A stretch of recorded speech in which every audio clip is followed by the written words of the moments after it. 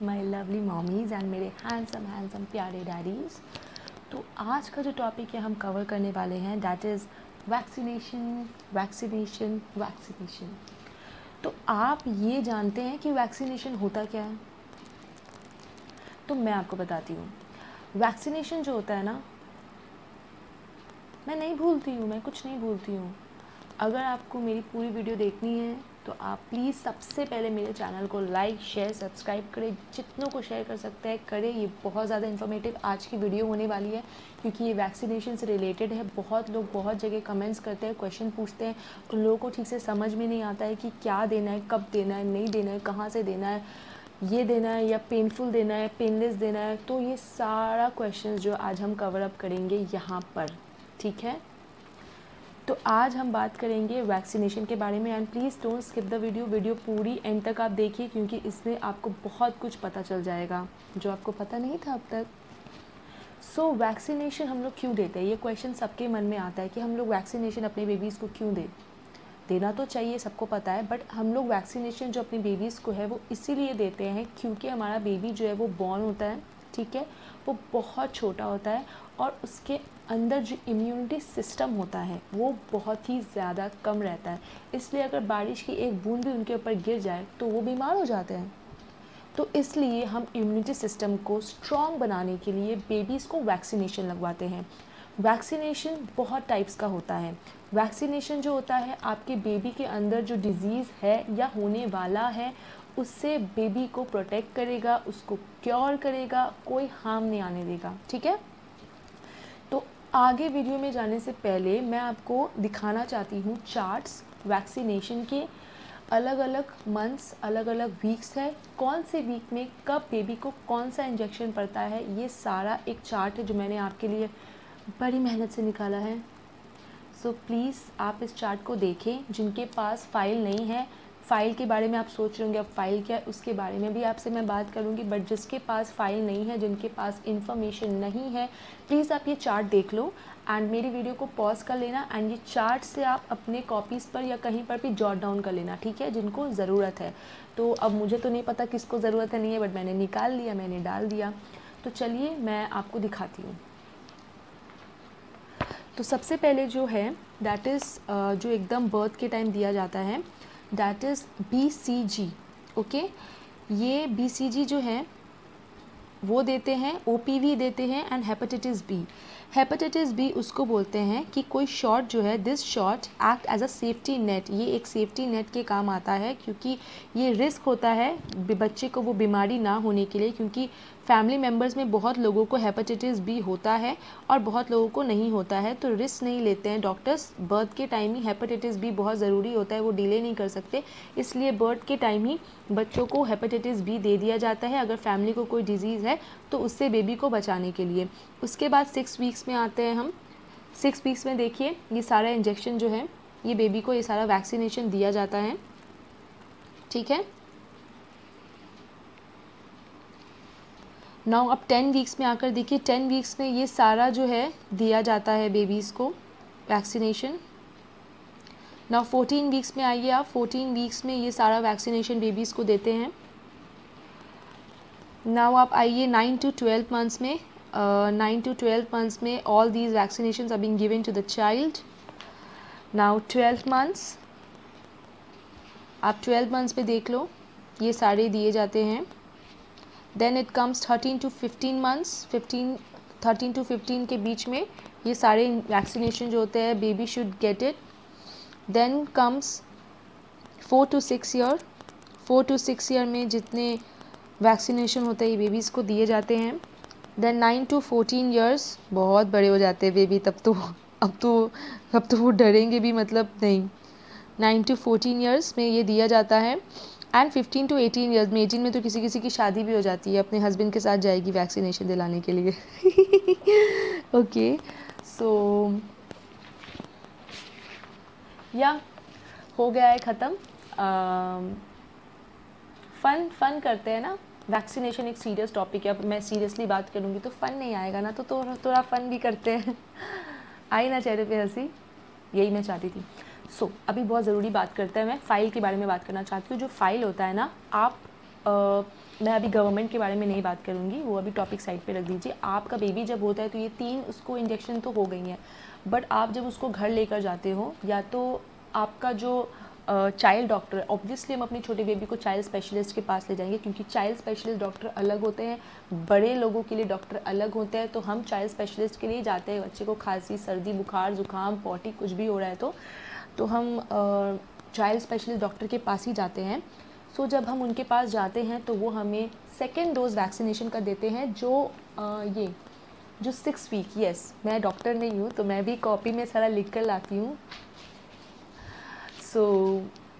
आपके लिए बहुत इन्फॉर्मेशन रिसर्च करती हूँ मैं, कुछ उल्टा सीधा नहीं बोलती हूँ आपको। तो मैं डॉक्टर से मैं जब पूछती हूँ तो वो मुझे एक डेट देते हैं। पहले तो वो मुझे इतना बड़ा एक फ़ाइल दिए हैं, ठीक है। वो फाइल जो वो दिए हैं उसमें मेरी बेबी का नाम है, डेट ऑफ बर्थ है, सब कुछ है।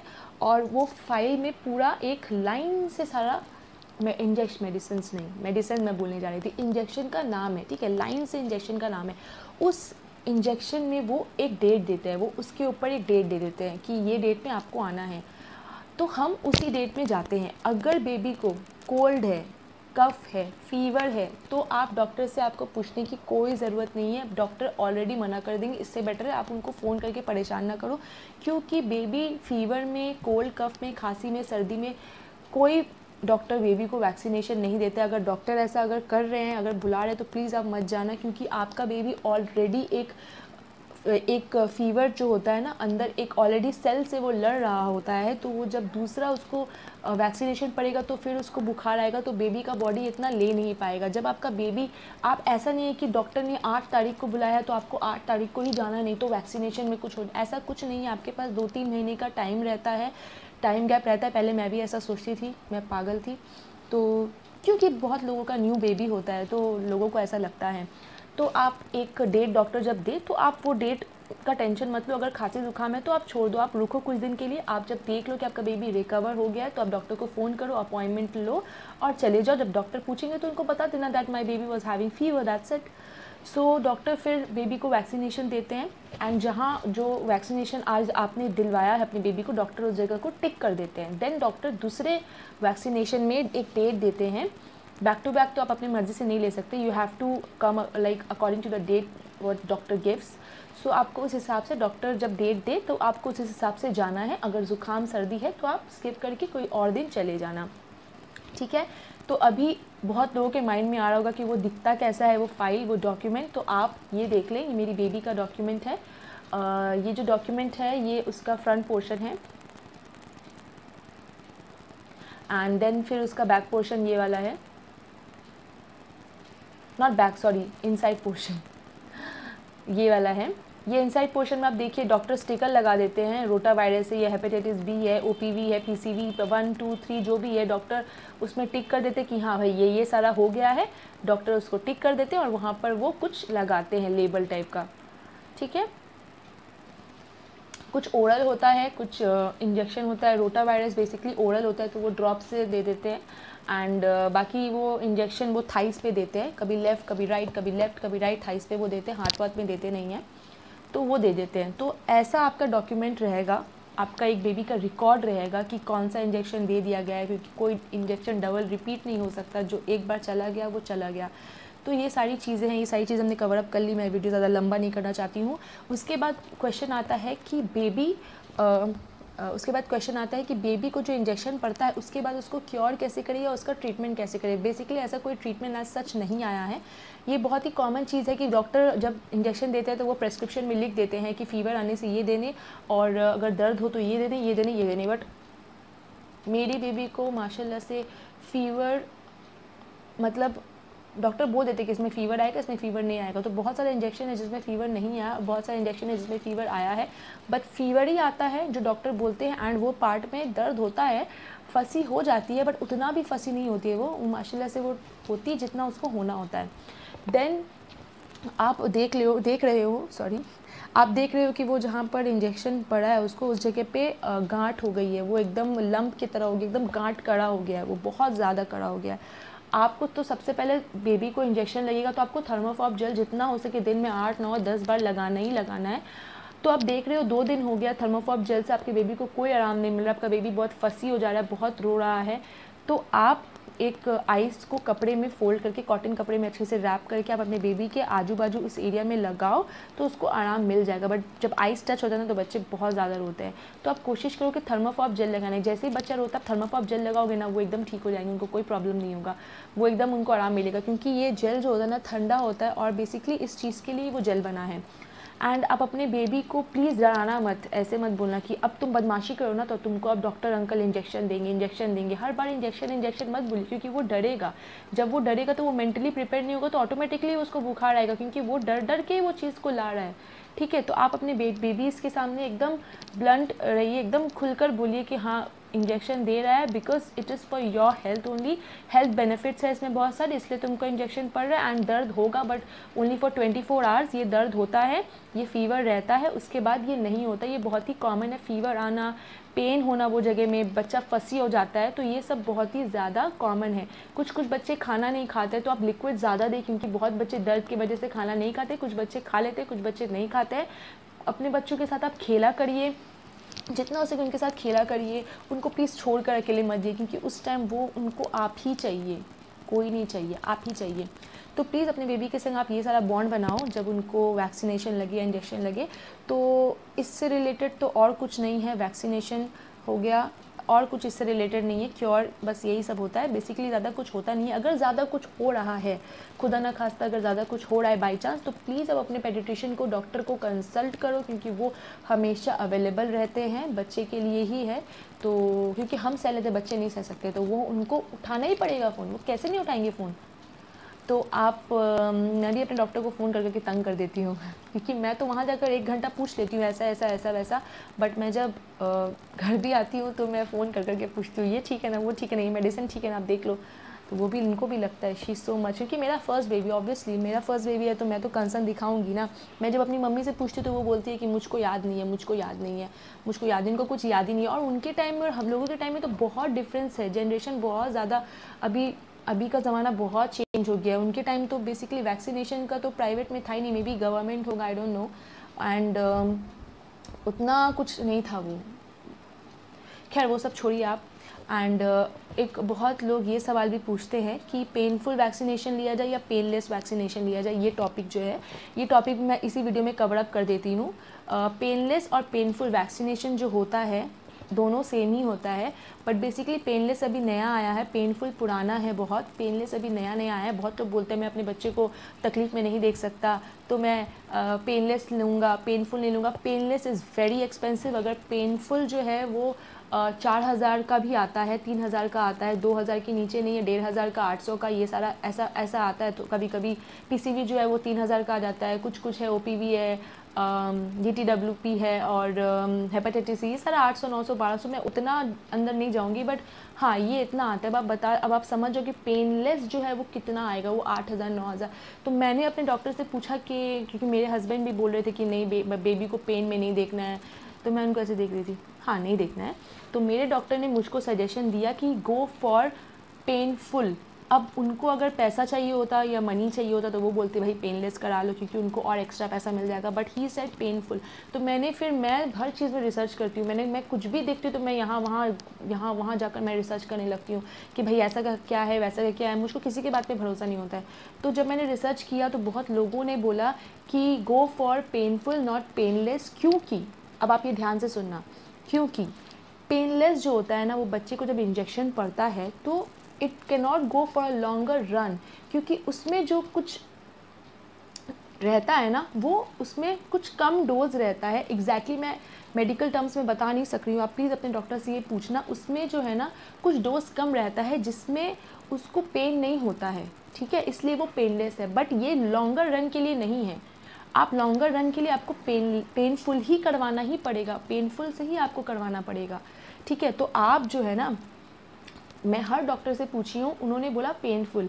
अब देख लो, पहले तो पेनलेस था नहीं, सभी ने हमने सब लोगों ने पेनफुल ही करवाया। क्या उनका बच्चा को कुछ प्रॉब्लम हो गया? नहीं, ये नेचुरल है। फीवर आएगा, एक दिन में ठीक हो जाएगा। उसकी बॉडी को इतना टफ बनाओ कि वो हर चीज़ से लड़ सके, उसको इतना डेलिकेट या इतना मतलब इतना उसको एकदम ओरे बाबा ऐसा मत बना दो बेबी को।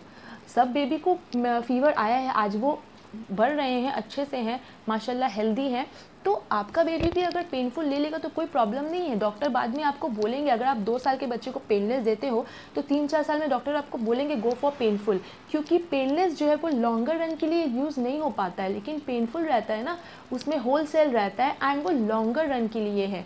तो आपका बेबी को अगर फीवर आ भी रहा है तो कोई प्रॉब्लम नहीं है, वो ठीक हो जाता है, क्योंकि आप कोई ऐसा तो नहीं है ना फ्री में करवा रही हो, उसमें भी तो आप पैसा दे रहे हो, that is also very much costly. तो आप ये मत सोचो कि मैं बेबी को तकलीफ़ दे रहा हूँ, ऐसा नहीं, आप उसके अच्छे के लिए कर रहे हो, क्योंकि आप उसको रेडी कर रहे हो और आगे कोई अगर फीवर हो रहा है तो उससे वो अच्छे से फाइट कर सकेगा। अगर आप पेनलेस ही देते जाओगे बाद में तो आपको पेनफुल देना ही पड़ेगा, क्योंकि painless is not capable for a longer run, ठीक है। तो आपको आई थिंक ये समझ में आ गया है। मैं खुद अपनी बेबी को पेनलेस के लिए ले जा रही थी, it's not because of money nothing, मेरे डॉक्टर ने खुद मुझे सजेशन दिया कि गो फॉर पेनफुल, तो इसीलिए मैं पेनफुल में गई और मैं अभी अपनी बेबी को पेनफुल ही दिलवाती हूँ, which cost around 3,000, 3,500, 1200, 1,500, सो ऐसे करके आता रहता है। तो एक दिन बुखार आता है, थर्मोफॉब जेल लगा देती हूँ मैं and then she is all fine, माशाल्लाह अल्हम्दुलिल्लाह वो ठीक रहती है। तो क्या ज़रूरत है इतना पैसा देने का, फिर बाद में जो मुझे पेनफुल तो करवाना ही है। तो प्लीज़ जिसके माइंड में ये डाउट है आप इस डाउट को क्लियर करिए, go for painful not painless, ये मेरा सजेशन है, मैं किसी के ऊपर थोप नहीं रही हूँ, I am not putting it on somebody, बाकी आप डिसाइड कर लो कि आपको क्या करना है, ठीक है। ये बहुत सारे लोग बोलते हैं कि नहीं ऐसा नहीं है, पेनलेस जाओ, कंफ्यूज कर रहे हैं व्यूवर्स को, कंफ्यूज कर रहे हैं सबको। प्लीज़ आप अपने डॉक्टर से एक बार कंसल्ट करो, आप रिसर्च करो, किसी की बातों में मत रहो, मेरी भी बातों में आप मत आओ, मेरी बातें सुनकर आप रिसर्च करके देखो, एक साइट नहीं 2, 3, 4 साइट आप रिसर्च करो, then you will get the exact idea what is painful and what is painless. So या आपको अगर वीडियो पसंद आई है तो प्लीज़ देखिए मैंने कितना मेहनत की है, अब तो सब्सक्राइब कर दो please, like share subscribe and या सबसे इम्पॉर्टेंट कमेंट करिए। आप कमेंट करेंगे तो मुझे भी लगेगा कि कोई मुझे देख रहा है। यू पीपल डोंट कमेंट, आप प्लीज़ कमेंट करिए, मुझे पूछिए, अगर आपको मेरा वीडियो ये कुछ जो मैं बोल रही हूँ आपको समझ में नहीं आ रहा है तो आप मुझसे पूछो, मैं आंसर दूंगी आपको, मैं बार बार बोलती हूँ मैं आंसर दूंगी। तो प्लीज़ आप मेरे चैनल को लाइक करें, शेयर करें, सबको ये बताएं इतनी इंपॉर्टेंट जो खबर मैंने आपको दी है, एंड प्लीज़ इसको सब्सक्राइब करें, जितना हो सके सब्सक्राइब करें। सो या my handsome daddies and my lovely mommies, keep roaring and stay healthy.